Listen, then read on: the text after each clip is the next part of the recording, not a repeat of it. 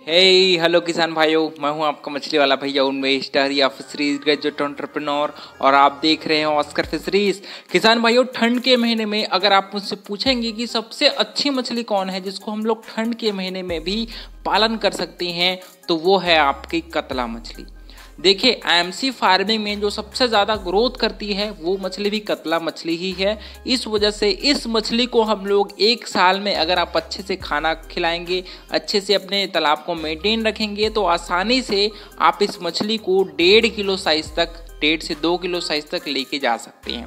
तो आज इस वीडियो में लोग बात करने वाले हैं डिटेल में कि आप अपने कितने बड़े तालाब में कतला मछली पाल सकते हैं, हम लोग पर एकड़ कितना बच्चे तालाब में छोड़ने चाहिए, कतला मछली को क्या खाना खिलाना चाहिए जो बहुत अच्छी ग्रोथ करे, और ये मछली कितने दिनों में तैयार हो जाती है, उन सभी के बारे में मैं डिटेल से बात करूंगा। और अगर आप ऑस्कर फिशरीज पर नए हैं तो चैनल को सब्सक्राइब करना बिल्कुल मत भूलिएगा। सबसे पहले बात करते हैं दोस्तों, कतला मछली हमारे तालाब में रहती कहाँ है और उसका एक हैबिट क्या है, हैबिटेट क्या है ना।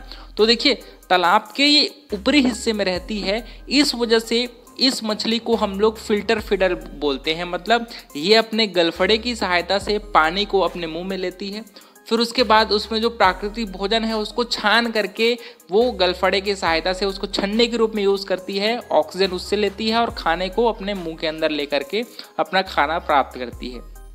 अगर आप चाहें तो कतला मछली को प्राकृतिक भोजन में भी आप पालन कर सकते हैं, क्योंकि ये मछली मोस्टली जू प्लैंकटन खाती है, जू और फाइटो दोनों खाती है, लेकिन जू प्लैंकटन ज़्यादा खाती है।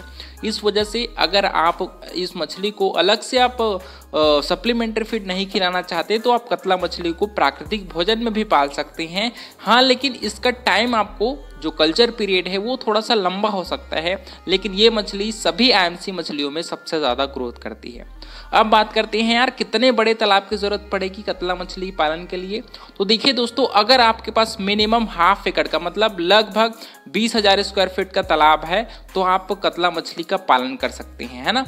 उसके साथ साथ अगर 1 एकड़ का तालाब है तो आप कतला मछली के साथ साथ, जिसको हम लोग कंपोजिट फिश कल्चर बोलते हैं, मतलब कतला मछली के साथ और मछलियों को भी आप छोटे तालाब में पालन कर सकते हैं। इसी वजह से हम लोग इसको मल्टी लेयर फार्मिंग भी कहते हैं, क्योंकि तालाब के अलग अलग हिस्से में रहने वाली मछलियों को हम लोग एक साथ पालन करते हैं। लेकिन अगर आप चाहेंगे तो कतला मछली को आप मोनोकल्चर में भी पालन कर सकते हो, लेकिन मैं आपको ये सलाह दूंगा कि आप कतला मछली के साथ आप सिल्वर नहीं, आप ग्रास कार्प पालिए और अमूर कार्प पालिए, ठीक है। तो अगर सिर्फ कतला मछली की अगर बात करें तो कतला मछली के पालन के लिए ½ एकड़ से 1 एकड़ के बीच में अगर आपका तालाब है तो बहुत अच्छी बात है। और अगर बात करें तालाब की तैयारी की, देखिए, जब हम लोग कैट फिशेस का जब पालन करते हैं ना, तो हम लोग ज़्यादा प्राकृतिक भोजन पर फोकस नहीं करते, क्योंकि कैट फिशेस मछलियों को मांस की ज़रूरत पड़ती है, उनको कार्निवोरस मछली है, ये मांस भक्षी मछली है, इस वजह से हम लोग मांस पर फोकस करते हैं। लेकिन वहीं अगर आप कतला मछली की बात करें तो इसको आप प्राकृतिक भोजन पर भी पालन कर सकती है। इसी वजह से कतला मछली के पालन के लिए तालाब की तैयारी बहुत ही मेजर रोल प्ले करती है। अगर आप तालाब में पानी भर के डायरेक्ट मछलियों को छोड़ देंगे तो ये मछलियां ग्रोथ नहीं करेंगी। इसी वजह से तालाब की तैयारी को सिस्टमेटिक, आधुनिक तरीके से करना बहुत ही इम्पॉर्टेंट हो जाता है। तो इस तालाब की तैयारी का सबसे पहला स्टेप होता है दोस्तों, तालाब की खुदाई करना, या फिर अगर पुराना तालाब हो तो उसको सुखा देना। तालाब को सुखाने के बाद दोस्तों आप कम से कम, अपने पुराना तालाब होगा तो उसका मिट्टी का कम से कम ना एक लेयर मिट्टी को आप बाहर निकाल दीजिए। उसके बाद तालाब की जुताई करवा के दोस्तों उसमें आप चूना डाल दीजिए। पर एकड़ लगभग आपको 100 किलो चूना तालाब में एक बेड के रूप में लेयर को बिछा देना है चूने का पूरा, है ना। उसके बाद आप काम करिए कि आप उसमें लगभग 3 से 4 फीट पानी भर दीजिए। तालाब में चूना छोड़ने के बाद, पानी भरने के बाद दोस्तों उसमें हम लोग फर्मेंटेशन करते हैं। फर्मेंटेशन करना बहुत ही आवश्यक है, क्योंकि आपकी कतला मछली हम लोग फाइटो और जू प्लैंकटन अगर उसको खाती है तो उसको तैयार करने के लिए हम लोगों को फर्मेंटेशन करना बहुत ही आवश्यक है।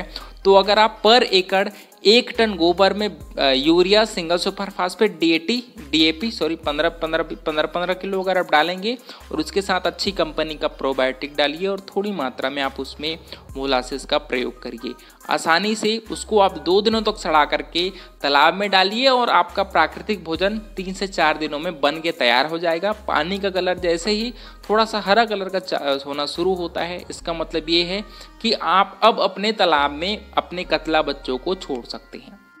अब यहाँ पर सवाल आता है कि कितने बच्चे पर एकड़ हम लोगों को कतला मछली का छोड़ना चाहिए। देखिए दोस्तों, हम लोग तालाब में बच्चे 2 साइज का छोड़ते हैं। एक तो आपका 10 ग्राम का बच्चा हो गया जिसको हम लोग फिंगरलिंग बोलते हैं, 3 इंची बच्चा। दूसरा होता है दोस्तों आपका एडवांस फिंगरलिंग बच्चा, मतलब 50 ग्राम से ऊपर बच्चों को हम लोग एडवांस फिंगरलिंग बोलते हैं। तो अगर आप सिर्फ और सिर्फ फिंगरलिंग बच्चे छोड़ना चाहते हैं, 3 इंची बच्चा छोड़ना चाहते हैं, तो पर एकड़ आप कतला मछली, सिर्फ और कतला मछली की स्टॉकिंग की बात करें तो आप 2000 बच्चे आप कतला मछली को छोड़ सकते हैं। ठीक है। वहीं अगर आप एडवांस फिंगरलिंग बच्चा छोड़ना चाहते हैं तो आप 1000 से 1500 के बीच में आप कतला मछली का बच्चा है उसको आप छोड़िए। अगर बात करें दोस्तों और कौन सी मछली अगर इसके साथ डाल सकते हैं तो आप इसके साथ ग्रास कार्प डालिए। ग्रास कार्प नहीं है तो आप उसकी जगह आप ये ग्रास कार्प, उसके साथ आप अमूर कार्प, या फिर अमूर कार्प नहीं है तो कॉमन कार्प। इन तीनों का कॉम्बिनेशन बहुत ही अच्छा होता है मछली पालन में, है ना। तो आपने कतला बच्चा छोड़ दिया तालाब में। उसके बाद आता है कि इसको खाना क्या खिलाया जाए। देखिए, कतला मछली तालाब के ऊपरी हिस्से में रहती है, इस वजह से इन मछली को हम लोग फ्लोटिंग फीड खिलाते हैं। फ्लोटिंग फीड में आप अच्छी कंपनी का, जिसमें लगभग स्टार्टिंग में 30% वाला फीड खिलाइए और फिर लास्ट के 3 से 4 महीने आप 28% प्रोटीन वाला खाना खिलाइए। फीडिंग कराने का तरीका बहुत ही आसान है। कंपनी वाला खाना को आप चुपचाप ब्रॉडकास्टिंग करिए आधे हिस्से को, और आधे हिस्से को दोस्तों आप बैग में लटका दीजिए। बैग में, जिसको हम लोग डिमांड फीडिंग भी बोलते हैं, है ना। क्योंकि क्या होता है, बहुत सारी मछलियाँ जो छोटी रहती हैं उनको खाना नहीं मिल पाता। उससे अच्छा ये है कि आप आधे खाने को आप बैग फीडिंग में अपना डाल के छेद करके आप तालाब में लटका दीजिए और आधा हिस्से को आप ब्रॉडकास्टिंग के थ्रू मछली को खिला दीजिए। इससे ये होगा कि सभी मछलियों को जब भी भूख लगे वो अपना खाना प्राप्त कर ले और अलग से आपको उसमें टेंशन लेने की जरूरत नहीं रहेगी, है ना। सभी को अच्छे से खाना मिलेगा तो सभी की इक्वल ग्रोथ होगी और सभी एक साइज की मछलियाँ रहेंगी। ये गलतियाँ बहुत सारे किसान करते हैं कि सभी खाना को ब्रॉडकास्ट कर देते हैं, तालाब में फेंक देते हैं, जिससे आधी मछलियाँ बड़ी हो जाती है और आधी मछलियाँ छोटी रह जाती है। तो इसी वजह से मैं हमेशा ब्रॉडकास्टिंग के साथ बैग फीडिंग को प्रेफरेंस में रखता हूँ। अब बात करते हैं दोस्तों कि आप मान लीजिए कंपनी वाला खाना नहीं खिला पाते तो और क्या हो सकता है। फार्म मेड फीड अगर आप लोगों को तैयार करके तालाब में डालें तो उसमें आपको सरसों की खली और राइस ब्रैन, उसमें थोड़ी मात्रा में आप पर किलो आप 5 से 10 ग्राम नमक डालिए। नमक नहीं है तो विटामिन मिनरल मिक्सचर डालिए कम से कम 1 ग्राम पर किलो फीड में, ठीक है। क्योंकि वो आसानी से आपके खाने में मिल करके मछलियों को अच्छा ग्रोथ बढ़ाती है और आपकी ओवरऑल मछलियों की ग्रोथ के लिए बहुत ही अच्छी होती है। तो खाने के साथ साथ थोड़ा मात्रा में विटामिन मिनरल मिक्सचर, थोड़ी मात्रा में नमक आप हफ्ते में 3 से 4 दिन भी खिलाएंगे तो आसानी से आपकी मछलियों को अच्छा रिजल्ट मिलेगा। साथ ही साथ आप समय समय पर डाइजेस्टेबल एंजाइम्स जो होता है उसको भी खाना में मिलाकर खिलाइए और तालाब में अच्छी कंपनी का महीने में कम से कम 1 बार प्रोबायोटिक्स का ज़रूर यूज़ करिए ताकि तालाब का एनवायरनमेंट बहुत अच्छा रहे और कतला मछली को अच्छा ग्रोथ मिल पाए। तो किसान भाइयों, और आपको वाटर पैरामीटर्स को भी ध्यान देना है, पैरामीटर्स अच्छे रहे। आपकी अमोनिया, DO, pH, इन तीनों पैरामीटर्स को आप समय समय पर चेक करके उनको ज़रूर आप उसके हिसाब से तालाब में जो मेडिसिन होता है उसको डालिए। तो किसान भाइयों, इस प्रकार से कतला मछली के बारे में जो भी जानकारियाँ थी मैंने आपसे शेयर कर दी है।